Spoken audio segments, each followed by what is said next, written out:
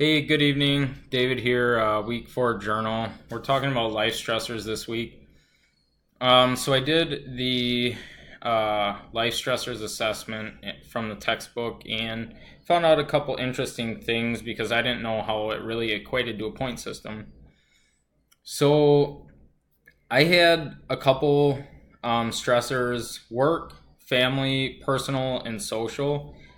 The change in work responsibility, I got more, got a new job, so it just entails a lot more work outside of the actual office.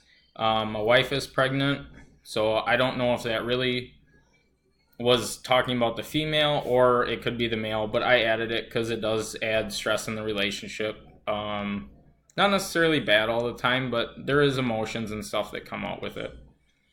And then another in personal and social, it was college, just because that affects social life with my family, friends, stuff like that. Just throughout the week, not enough time in the day sometimes. So, was I surprised with my life stressor score? Not really, but I do feel that even though I ranked pretty low, I had a 131. I feel pretty stressed throughout the week sometimes, just trying to juggle everything. What major stresses are impacting your wellness? I would say mostly work and school, just because it's busy.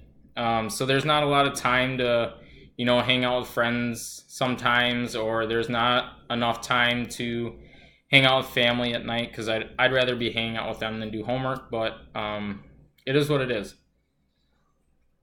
And then, what dimensions of wellness are impacted by stress? I would say emotional, social, and physical. And the social being what I said before, friends, my wife and daughter Ellie. And then also my parents, they live close, but since we're so busy throughout the week, we don't get over to see them as much as I would like. Physical, sometimes because I'm busy and up later than I would like to be. I don't always make it to the gym as much as I used to. So that's kind of a stressor for me because I like to get to the gym and be able to work out, but sometimes it's just not feasible. And then emotional, I would say that's just a combination of the social and the physical. That's just kind of my take on it.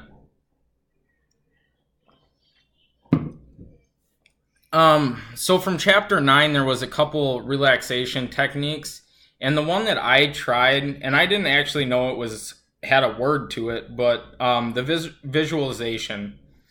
I know it said to picture a tranquil place or a peaceful place, but what I do is I close my eyes and I take a deep breath and I think about the opportunities that the stress that we're having in our life right now, what it's going to do for us in the future. So me finishing school, me getting more responsibility at work, stuff like that. That's good things that eventually will lead to less stress in the future. Sorry, my daughter is hanging out with me tonight. My wife's out with friends.